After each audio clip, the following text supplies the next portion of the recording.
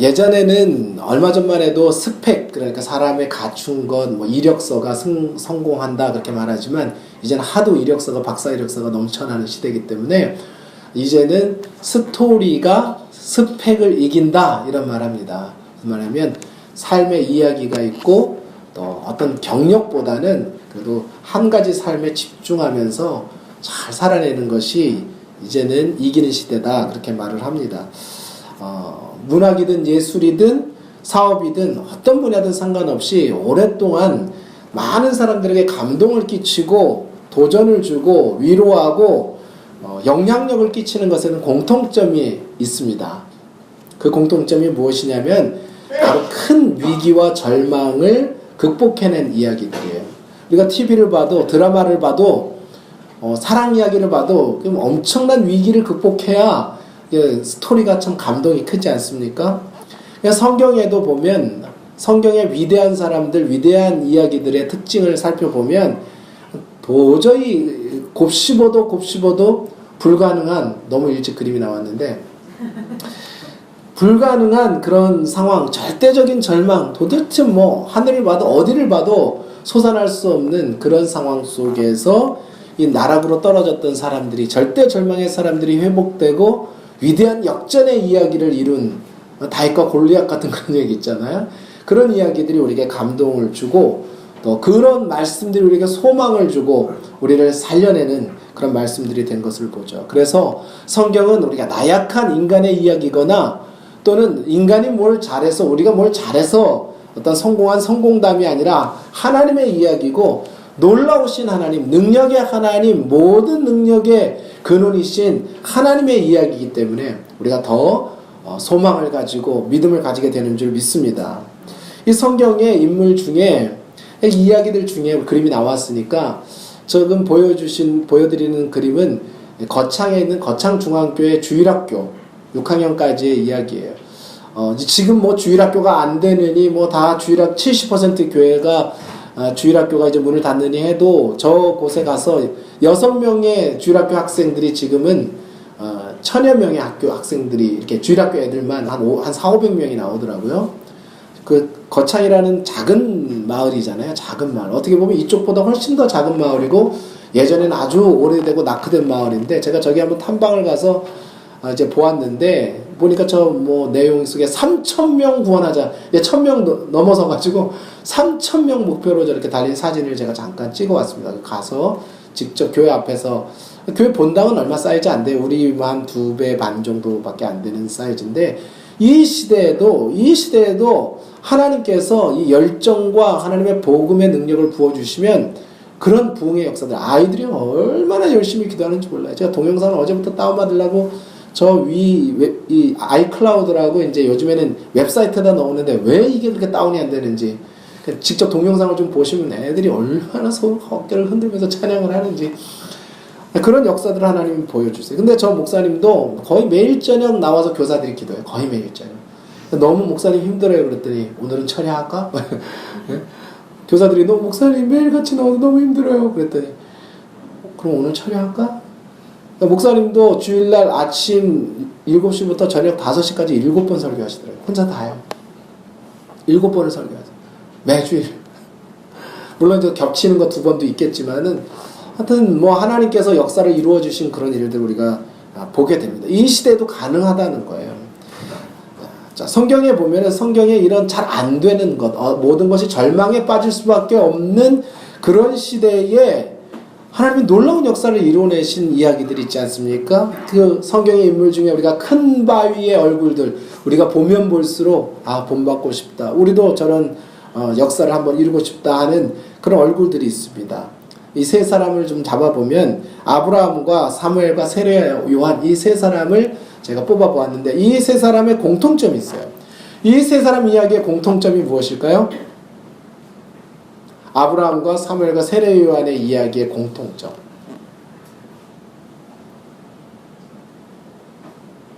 위에다가 써놨잖아요. 아이 못 낳는 이야기. 아이 못 낳는 거예요. 아브라함도 100세까지 아이를 가질 수 없었고 사무엘도 한나가 아이가 없었고 세례 요한도 부모들이 나이 들도록 아이가 없는 이 불임의 이야기가 있어요. 그러나 이 이야기 자체는 사실 불임의 이야기는 아니에요. 고대에 또 옛날 우리는 동서양을 막론하고 또 유대교나 뭐 어떤 종교에서든지 옛날에는 자식 못 낳는 게 무엇이었습니까? 최고의 저주였죠. 그러니까 신에게 버림받은 증거, 신에게 버림받은 사람들이 아이를 못 낳았다 그렇게 생각을 했잖아요. 그러니까 하나님 뜻대로 그렇게 살려고 했던 사람들인데 왜 하나님이 정말 주변에 수치를 당하게 하고 비참한 이야기를 듣게 하고 왜 그런 일들을 하게 하실까요? 우리의 생각으로는 도저히 이해할 수 없죠. 정말 하나님이 계신다면 저렇게 믿음 좋은 사람들이 왜 세상 사람들이 보기에도 저렇게 저주받은 것처럼 그렇게 받아들일 수밖에 없는 상황을 하나님 만드시냐고요.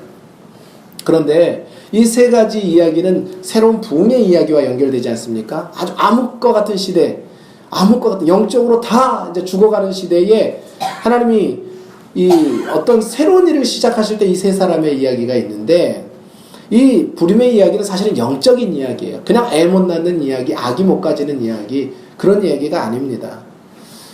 그러니까 하나님의 사람들 영적으로 하나님의 자녀들이 생산되지 않는 이야기란 말이죠. 점점 하나님의 사람들이 줄어가는, 없어져가는 그런 이야기인 것입니다. 그러니까 어떻게 보면 이거는 교회의 역사요, 신앙의 역사일 수도 있어요. 하나님의 사람들이 없어져가는 이야기란 말이죠. 더 이상 요즘 애도 안 낳는다 그러잖아요.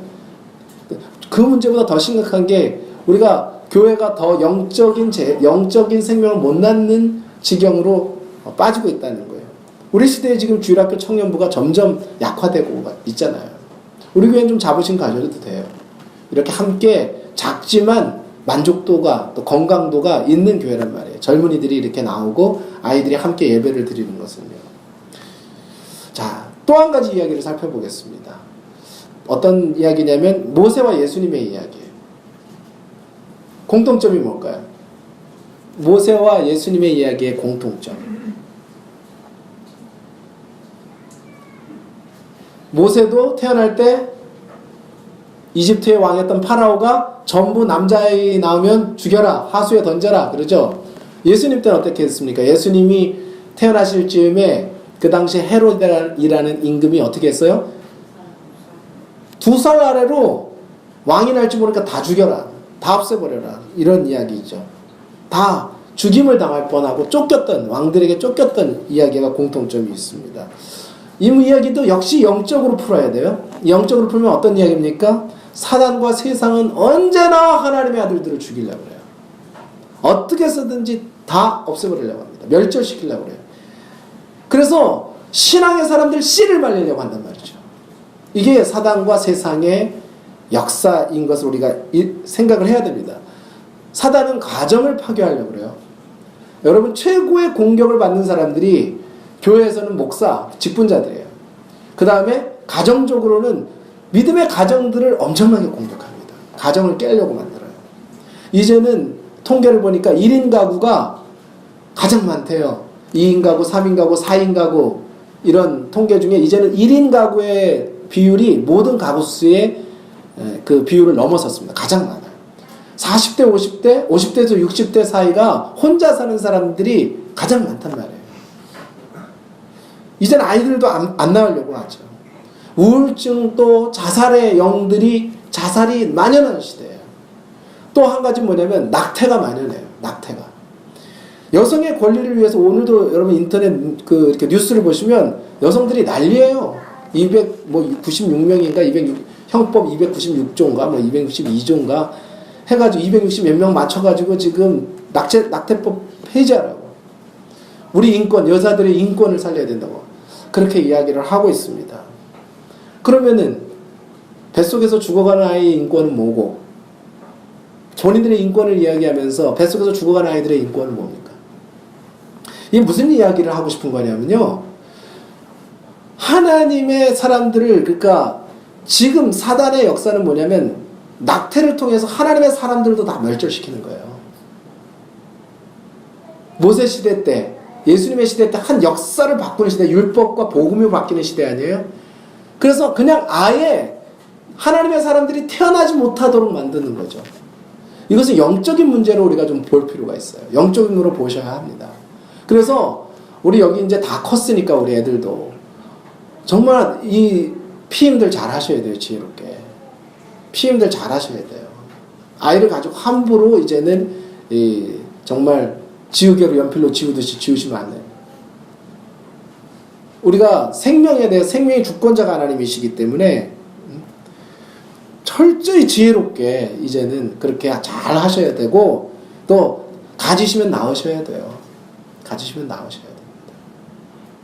왜냐하면 우리는 하나님의 자녀요 하나님의 종들로서 우리의 생명의 주권을 하나님 앞에 드렸어요. 우리가 주를 고백한다. 오늘 오전에 말하는 것처럼 주는 그리스도라고 고백하고 하나님의 아들, 사람이 아닌 하나님의 아들이라고 고백했다면 그렇다면 우리는 그 생명의 주권을 주님께 드린 사람들인데 우리가 그 생명의 주권을 행사할 수 없다는 것이죠.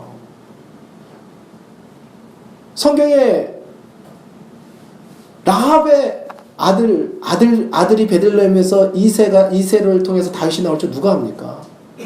유다와 다말의 이야기를 통해서 하나님께서 구속사를 이루어 가시잖아요.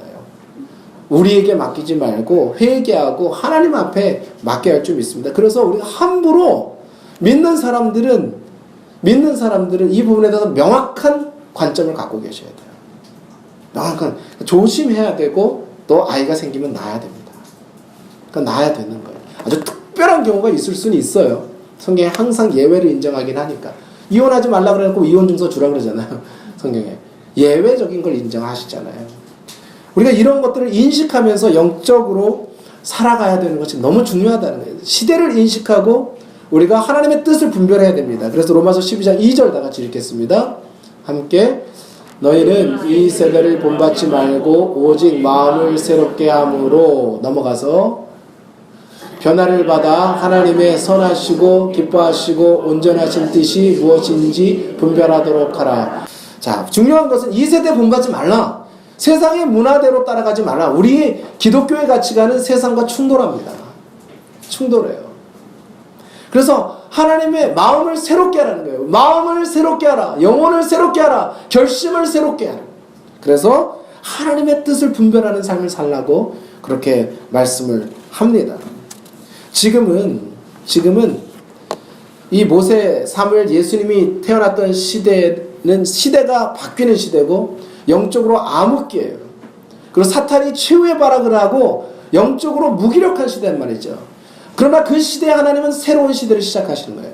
새 시대를 항상 시작하시고 바알에게 무릎 꿇지 않은 7천인 하나님 앞에 순종하는 거룩한 하나님의 사람들을 통한 일을 이루십니다.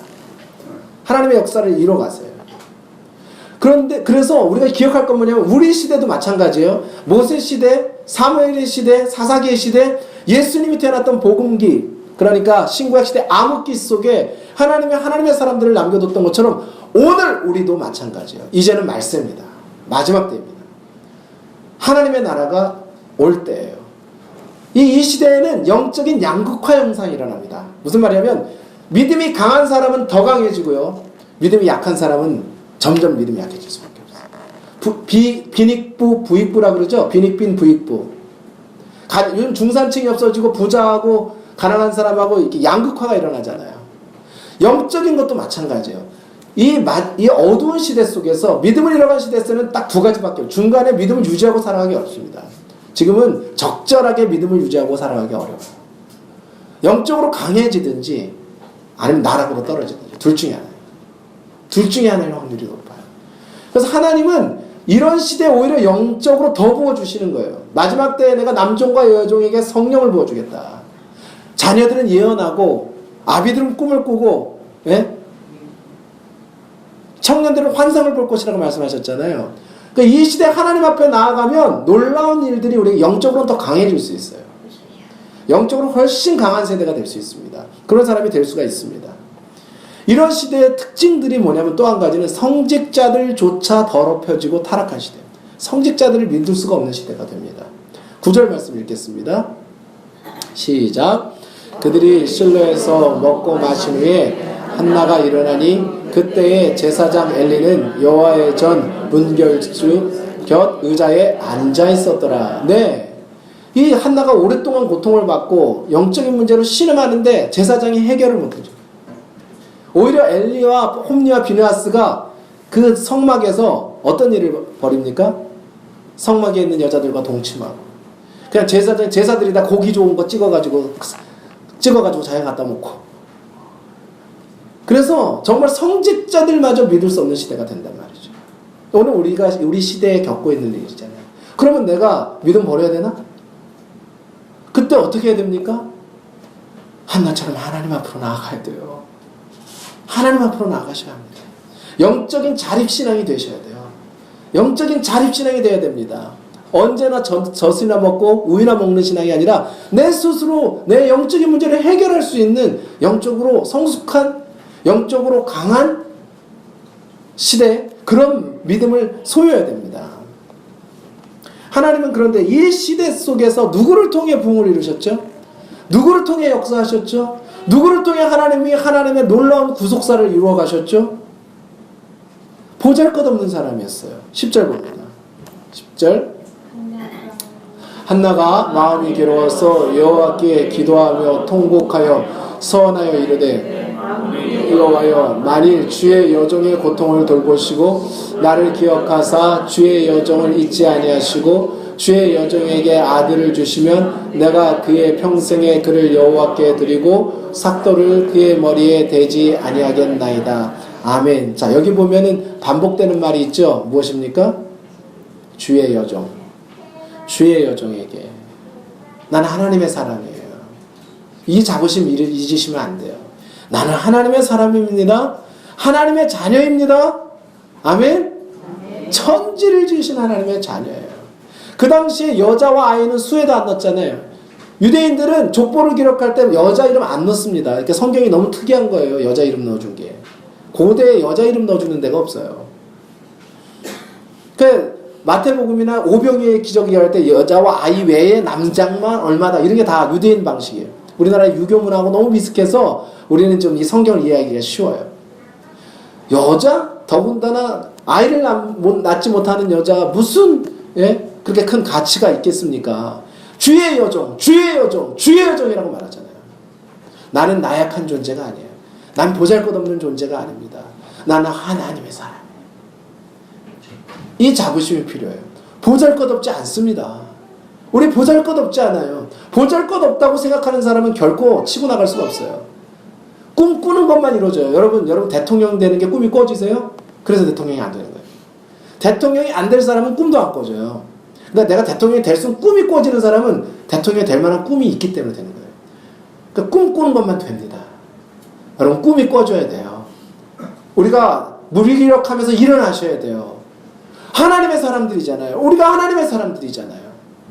일어나셔야 될 줄 믿습니다. 우리 자신을 보잘것없는 존재라고 생각하지 말고 능력의 힘이 큰 것이 우리에게 있는 것이 아니라 누구에게 있습니까? 하나님께.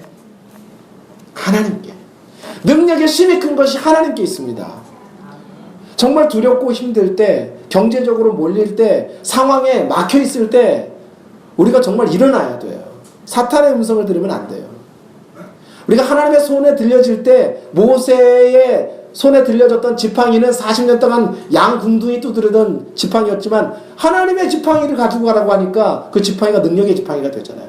그 지팡이가 바로 모세를 상징하는 거예요. 리더십을 상징하는 거예요.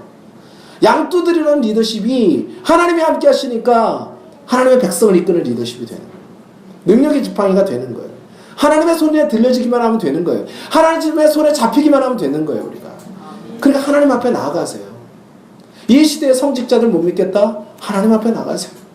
하나님 앞에 나아가시면 될 줄 믿습니다. 우리가 어떻게 그러면 나와 가정과 교회를 변화시킬 거예요? 우리가 정말 한 사람 한 사람이 나약한 마음을 가지고 좀 누워서 누워 있을 때예요? 무기력하게 무너져 있을 때입니까? 여러분 세상과 가정과 교회가 어떻게 변하겠습니까? 남편이 10억씩 벌어오면 가정이 변할 것 같으세요? 천만에요. 남편이 10억 벌어지면 사고 터집니다. 그 다음부터. 내 남편 아닐 확률이 높아요. 이제 그때부터는. 우리 아이들 100명 정도 하버드나 서울대 보내면 세상이 변할 것 같습니까? 내 가정이 변합니까? 우리가 10,000명 모이는 교회 10개 정도 지으면 세상 변할까요? 아닙니다. 우리가 아니라는 않아요. 하나님은 하나님의 말씀을 믿고 듣고 누리고 살아내는 한 사람이 일어날 때 나와 가정과 세상을 변화시켜요. 하나님은 우리를 통해 변화시키시길 원해요. 환경이 변해서 내가 변하는 게 아니라 하나님은 내가 변해서 환경을 변화시키길 원하시는 줄 믿습니다. 우리 가정을 변화시키는 줄 믿습니다. 여러분, 우리가 죽어가는 사이에 우리의 자녀들 다 죽어가는 거 아셔야 돼요. 배우자들 다 죽어갑니다. 우리가 무기력하면서 누워있을 때가 아니에요. 영적으로 세상에 휩쓸려 떠내려갈 때가 아닙니다. 우리는 정말 준비하고 깨어서 하나님 앞에 바로 서야 될 때인 줄 믿습니다. 내가 일어서야 돼요. 내가 일어서야 돼요. 일어나 함께 가자. 일어나 함께 가자. 일어나라 함께 가자. 오늘 한나처럼 마음을 다부지게 잡으세요. 하나님 앞에 무릎 꿇고 가능성을 이야기하세요. 꿈을 이야기하세요. 됩니다. 아까 거창중학교 아무리 중학교밖에 안 돼도 지금 저 시골에서 자기 동네 군도 모자라서 옆에 다른 군까지 가서 애들 데리고 와요. 그 교회 가면 된대더라. 그래서 보내요. 안 믿는 사람도. 할 수 있습니다. 하나님의 능력이 하나님 말씀에 사로잡힌 한 사람, 기도의 무릎을 사는 사람을 통해서 하나님 역사를 일으키신 줄 믿습니다. 밤새 사탄의 말을 묵상하지 마세요. 내 속에 속삭이는 사람들의 말, 내 자신의 나에게 좌절감을 주는 내 생각, 이 말을 묵상하시면 안 돼요. 사람들의 말이나 자기의 생각의 말을 묵상하지 마시고 말씀을 묵상하시기 바랍니다. 어떻게 큐티들 잘하고 계시는지요? 예? 말씀을 붙드셔요. 매일 말씀을 묵상하셔야 됩니다. 그게 사는 길이에요. 말씀을 붙잡는 길이 사는 길. 하나님의 음성이 들어야 돼요. 하나님의 음성이 들려야 할 줄 믿습니다. 역사가 일어나요. 지금도 역사가 일어나요. 저는 어디 갈 때마다 그 하나님 앞에 정말 무릎 꿇고 작전기도 시작하면은요, 하나님 반드시 꿈으로 보여주세요. 저는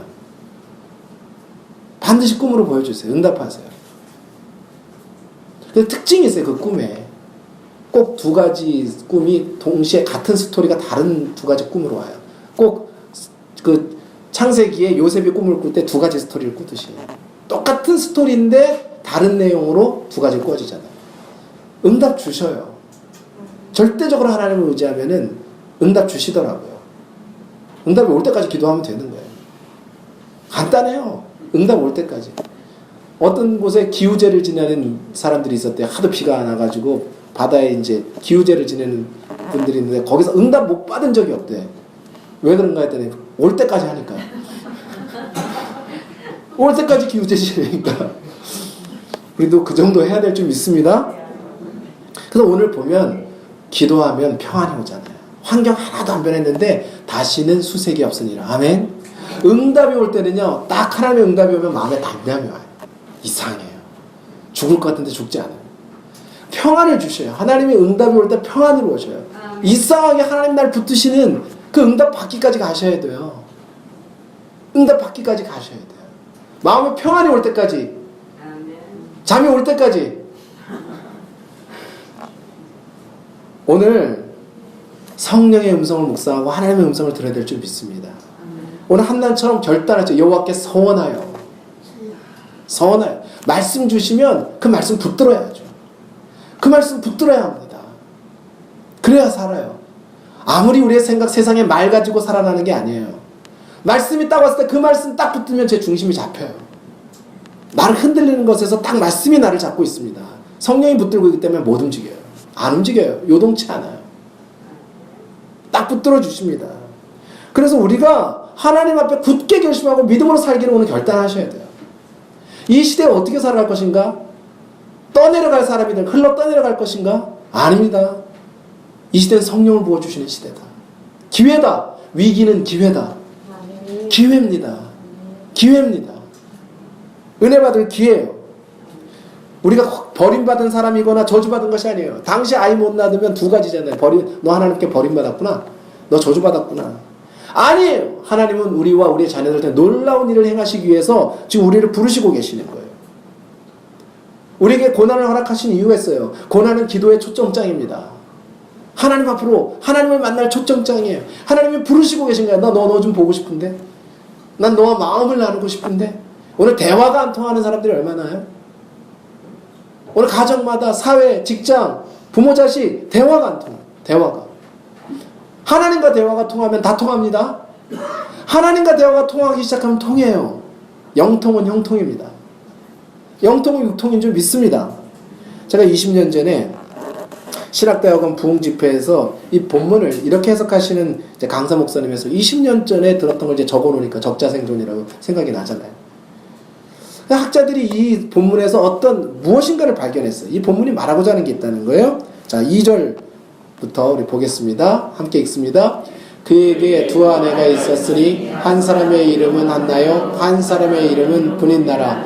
브닌나에게는 자식이 있고 한나에게는 자식이 없었더라. 이 사람이 매년 자기 성읍에서 나와서 실로에 올라가서 만군의 여호와께 예배하며 제사를 드렸는데 엘리의 두 아들 홈니와 비느하스가 여호와의 제사장으로 거기에 있었더라.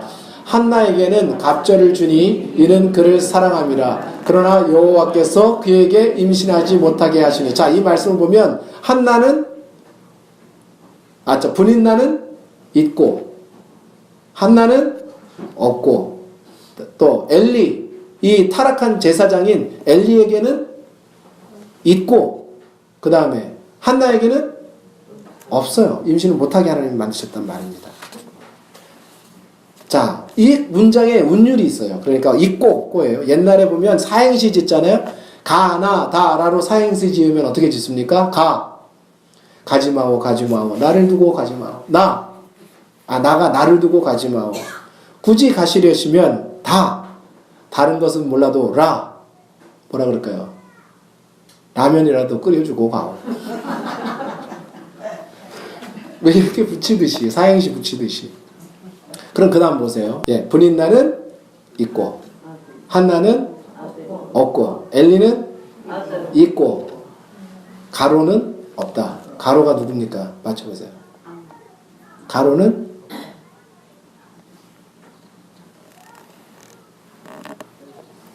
뭐죠? 가로에 들어가는 분, 하나님. 그 시대에 하나님의 아들들이었다. 이 본문의 운율이 그걸 말하고 있는 거예요. 여러분, 동병상련이란 말 있죠? 내가 아파봐야 나 말고 내가 겪어봐야 그 사람 심정이 이해한다는 말이에요. 그래서 하나님과 마음이 맞닿았던 거야. 하나님이 그러신 거야. 내가 네 맘 안다. 근데 주님이 이렇게 한나에게 물으셨어요. 내 맘 아나? 나는 너의 고통을 안다. 너는 나의 고통을 아냐. 그게 지금 하나님과 통했다는 거예요. 하나님 앞에 내 심정을 통했다. 그 말입니다. 그 말입니다. 오늘날 다 있어 보여요. 서울과 대도시에는 큰 교회마다 사람 꽉꽉 찹니다. 큰 교회 부러워할 거 없어요. 우리 교회의 영적 만족감이 높으면 되는 거예요. 아니, 남의 집에 떡 10개면 뭐합니까? 내 주머니에 10,000원이 최고지. 우리가 작은 교회라도 그거 상관없어요. 우리가 영적 만족감이 크면 돼요. 영적 만족감이 크면 됩니다. 뭐 남을 부러워할 거 있습니까? 우리 가정이 화목하면 되는 거지. 그렇지 않겠어요? 오늘 다 있어 보이는데, 그런데 오늘날 무엇이냐면 십자가의 복음이 사라져가는 시대예요. 복음이 사라져가는 시대입니다. 진짜 복음이. 하나님의 복음에 합당하게 사는 성도들을 통해서 빛과 소금의 역할을 나타내고 능력의 사람들이 되어야 되는데, 오늘 부활의 복음을 아침에 주셨잖아요. 복음은 들을 때 너무 좋아요. 설교 중에서도 진짜 부활의 하나님 복음, 부활과 십자가와 하나님의 능력의 이야기를 들을 때 우리는 참 너무너무 좋잖아요. 복음 들을 때 너무 좋잖아요. 하나님이 이 시대에 무엇을 찾습니까? 누구를 찾고 계세요? 하나님이 부흥과 회복의 통로로 쓰실 사람을 찾고 계십니다. 그 사람, 그 교회가, 그 가정이 저와 여러분의 가정과 교회와 저와 여러분이 되기를 소원합니다. 그런데 그런 사람들에게 무엇이 있습니까? 그 시대에 남다른 열정이 있어요. 하나님을 향한 남다른 열정이 있단 말이에요. 그게 드러나는 거예요. 제가 다니엘 김이라고 미국에서 이제 자라서 한국인 2세인데 웨스트 포인트라고 미국의 육군사관학교가 있거든요. 거기는 주로 백인들이 가지 이방인들은 잘 뽑지를 않아요. 이 친구 그 집회도 제가 이렇게 하고 우리 저 감림산에도 가끔 이용란 농자님하고 친해서 와가지고 가끔 그 다니엘 김이라는 사람 있잖아요. 이제 이분 집회도 제가 한번 같이 이렇게 봤는데 이 친구가 웨스트 포인트라는 그 힘든 사관학교를 이방인으로서 나왔는데 탄탄대로가 열렸잖아요. 사관학교 졸업하자마자 뭐 한 줄 아세요? 사관학교 그만두고 선교사로 나섰어요. 난 복음 전하겠다고. 그리고 그때부터 지금까지 10일 이상 한 곳에서 머문 적이 없다고 그래서 자기가. 나는 10일 이상 한 곳에 머문 적이 없습니다. 아버지가 불신자예요. 근데 아버지를 전도했는데 아버지가 자기의 기도 후원자인데 본인이 말씀 전하는 때가 되면 아버지가 딱 들어가서 기도한다는 거예요. 얼마나 강한 믿음의 사람이 되었는지 아버지가. 아들이 복음 전하고 집회를 하면 어떤 때는 집회가 잘 될 수도 있고 안 될 수도 있어요. 영적으로 흐름이 있거든요. 그 뒤에 중보 기도가 필요한 거예요. 여러분 말씀 전하시는 목사님과 저를 위해서 기도해 주셔야 돼요. 말씀 전할 때 중보 기도 있는 것과 없는 건 천지 차이입니다. 그 여의도 순복음교회 조용기 목사님은 기도할 때 밑에 300명 기도원 용사 만들어가지고 설교하는 시간에 다 밑에서 기도하고 있잖아요. 옛날에. 뭐 그런 것까지 하냐? 아니에요. 믿음을 보는 사람들은 그걸 영적 세계를 알기 때문에 그 아버지가 그렇게 자식이 복음 전한다. 아버지 지금 제가 전화로 들어갑니다. 그럼 무릎 꿇고 기도하고 있는 거예요. 그럼 아들에게 전화 올 때까지 기다리고 있어요. 공항 가면서 집회 마치고 아버지 저 이제 집회 끝났어요. 지금까지 기도하고 있었다. 불신자인 아버지가 그렇게까지 됐단 말이에요. 10일 이상 한 군데 머물러 있지 않는 자기가 영적으로 나태해질까봐 거기서 즐길까봐 그 누리고 즐길까봐 하나님의 그렇게 살지 않기로 결단했다는 거예요. 젊은이가 철인이라는 책을 썼는데 한번 우리 젊은이들은 보세요. 이 시대에 하나님께서는 하나님의 사람 남다른 열정의 사람들을 기다리고 계세요. 기다리고 계십니다.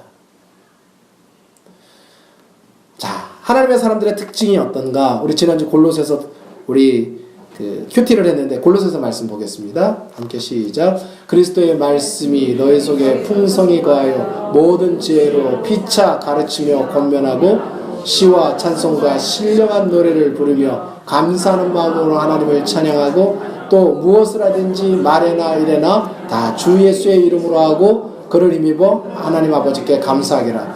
그리스도의 말씀이 풍성히 내 안에 거하여야 된단 말이에요. 세속을 본받지 않는, 세상에 끌려가지 않는 거예요. 세상 사람들이 이게 끌려다니지 않는 거예요. 감사하는 마음이 있어요. 감사하는 마음. 무엇보다 하나님의 은혜를 감사해요. 두 다리로 걸어다니는 것만 감사해요. 우리 최현숙 집사님 보내고 나서 들은 생각이 그거예요. 야, 진짜 두 다리로 걷는 것만도 감사하죠. 감사하는 자가 되라. 하나님 앞에 감사하는 자가 되라. 감사가 끊어지는 순간 나락이 되는 나락이. 아무것도 맡겼다고 해도 꽉꽉 막혔다고 해도 하나님의 평강을 맛보는 사람이 되어야 돼요. 골로새서 3장 15절 또 읽습니다. 그리스도의 평강이 너의 마음을 주장하게 하라. 너희는 평강을 위하여 한 몸으로 부르심을 받았나니 너희는 또한 감사하는 자가 되라. 평강과 감사는 같이 간다고 그러죠. 하나님의 평강이 모든 지각에 뛰어난 하나님의 평강이 너희 마음과 생각을 지키시라. 그리스도의 평강이 하나님의 마음이 나를 지켜주시도록. 그래서 영적으로 우리는 강하게 서야 돼요. 말씀 묵상하고 기도하고 일주일에 한 번이라도 교회 들러서 10분이라도 기도하고 가시고 이제 우리가 그런 문화들을 만들어내야 돼. 하나님 앞에 나아가는 하나님과 마음이 통하는 사람이 자신과 세상을 변화시킬 수 있어요. 제가 오늘 제목을 세계를 변화시키는 능력이라고. 세계를 변화시키는 능력. 무슨 세계까지 말하냐. 지금 나 혼자 힘들어 죽겠는데. 나를 변화시킬 수 있으면 세상도 변화시킬 수 있는 줄 믿습니다. 그 비전을 품어야 돼요. 품어야 할 줄 믿습니다. 품어야 할 줄 믿습니다. 제가 한 가지 스토리를 들려드릴까요? 어떻게 이 최근에 이 땅에서 거룩한 부흥이 일어났는지 한 가지 역사를 짧게 말씀드릴 텐데 잘 보세요. 이 영국의 웨일즈라는 지역이 있어요. 영국은 4개의 그 지역이 합쳐져서 그레이트 킹덤이라고 웨일즈 공화국, 그 다음에 또 이 아일랜드, 그 다음에 이런 네 개의 큰 나라가 합쳐져가지고 영국이라는 나라를 이루잖아요. 그 웨일즈라는 데는 영국에서도 제일 못 사는 동네예요, 사실은. 제일 좀 이렇게 처지는 데예요. 그런데 이 웨일즈라는 곳에서 지금부터 100년 전에 엄청난 부흥이 일어났어요. 오순절 성령의 역사와 같은 부흥이 일어났어요. 그 부흥의 역사의 핵심을 찔렀던 사람이 누구냐면 에반 로버츠라는 저 청년이에요. 이 청년이 14살 때부터 교회 나와서 이제 기도하기를 시작했어요. 근데 14살 때 그 교회 목사님이 뭐라 그랬냐면, 그 밑에 있는 교회 보이시죠? 모리아 교회라고. 아주 작은 교회예요. 시골에 있는 작은 교회예요, 저 교회도. 그런데 목사님이 이 에반 로버츠에게 뭐라고 얘기했냐면, 너무 이 청년을 사랑했는데 기도 생활을 게을리하지 말아라. 기도 생활을 늘 하나님 앞에 기도하는 생활을 해라. 그 말을 했는데 이 청년이 박지성이처럼 너무 순진해. 그래서 이 말씀을 들은 거예요. 근데 낮에는 그 지역은 다 광산 지역이었기 때문에 광부로 일했어요. 광부로. 밤에 그 광부로 일하는 힘든 사람이 나와서 밤마다 날마다 빠지지 않고 기도하고 갔다니까요. 교회에서. 그 일을 13년 동안 했어요. 13년 동안. 그런데 어느 날 주일학교 교사들이 토요일날 아침에 모여서 기도회를, 몇 명 안 되는 기도회. 근데 그곳에 한 사람의 좀 나이 어린 소녀가 나왔어요. 그날. 나왔는데 우리가 기도하자 그랬더니 나이 어린 소녀가 대표 기도하는데, 대표 기도할 때 성령이 임한 거예요. 그 아이가 기도할 때. 그리고 성령이 그 곳에 있었던 몇몇 사람에게 다 임했어요. 그리고 에반 로버츠는 그때부터 설교자가 됩니다. 그냥. 그때부터 설교자가 됐어요. 어릴 때 물론 자기가 말씀도 읽고 기도한 실력이 있었겠지만 성령이 이 사람을 딱 붙들기 시작했는데, 그 다음부터 부흥이 일어나기 시작하는데, 그 지역은 술 먹는 지역이고, 쉽게 말해서 여기 초량 텍사스가 있는 것처럼 그런 지역이고, 광부들이니까 힘든 일을 하니까 밤에는 다 술 먹고 노는 거예요. 소망 없는 동네였어요. 부흥이 일어나기 시작했는데 6개월 동안 10만 명이 그 지역에서 왔어요. 나온 거예요. 예수를 믿는 거. 6개월 동안 10만 명이 매일같이 에반 로버츠가 집회하고 설교했습니다. 매일 사람들이 교회에 모여들기 시작하고, 술집들이 다 문을 닫고,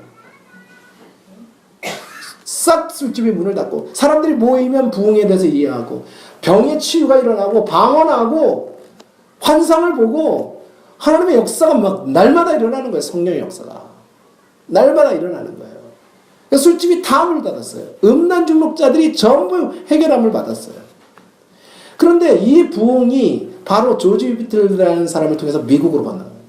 그 미국의 1907년에 6년에 미국에서 부흥이 일어나기 시작하는데, 그 LA에서 흑인 10명이 일어나는 곳에서 이 목사님이, 프랭크 바틀맨이라는 목사님이 이 부흥 소식을 들었어요. 영국에서 일어난 부흥의 소식을 들었어요. 기도하는데 10명이 모인 곳에 또 성령이 임하셨어요. 그래서 바로 순복음교회가 생겨난 거예요. 그 순복음교회가 생겨났을 뿐만 아니라 그 영국의 부흥의 소식이 인도로 전해졌어요. 인도의 카시라는 지역과 메갈라야 지역이라는 데서 부흥이 일어나기 시작해요. 그 소리를 듣고 선교사님들이. 거기에도 부흥의 불꽃이 튀었어요. 그 지역은 지금도 인도가 힌두와 이슬람의 나라인데, 지금도 거기가 80% 이상이 기독교인들입니다. 그 네팔 지역의 위쪽만. 제가 직접 거기 선교를 가봤어요. 그 부흥의 불이 어디로 떨어졌느냐? 1907년에 우리나라로 떨어졌어요. 우리나라에 선교 오신 선교사들이 그 부흥의 소식을 들었어요. 하디 선교사와 평양 장대현 교회에서 길선주 목사님이 죄고백을 하면서 거기 성령의 불이 일어나서 한국의 거대한 평양 대붕이 일어난 거예요. 이 한 성령의 불이 온 세계로 번져나가기 시작했어요. 그리고 그 이후에 이 부흥의 불길로 인해서 하나님 앞에 돌아온 숫자가, 새로 돌아온 숫자만 해도 순복음 교단에서만 3억 명이 나왔습니다. 3억 명이 나온 거예요. 우리가 이 부흥의 역사를 보면서 참 우직하게 하나님 앞에 살았던 한 광부를 통해서 하나님 일하시는 거 보세요. 우리는, 아멘, 우리도 할 수 있어요. 우리가 처져 있을 때가 아니에요. 이 시대는 영적으로 강하든지 죽든지 둘 중에 하나예요. 강해지든지 쓸려 내려가든지 둘 중에 하나다. 저와 우리 성도님들이 이 부흥의 역사에 쓰임받기 바랍니다. 뭐 대단한 것 아닐더라도 하나님 성령으로, 우린 약하지만 성령으로 일하실 줄 믿습니다. 오늘 이 말씀도 계속 듣는데 한나의 이야기가 나의 이야기가 되게 하시고, 사물의 이야기가 나의 이야기가 되게 하시고, 우리 함께 기도하겠습니다.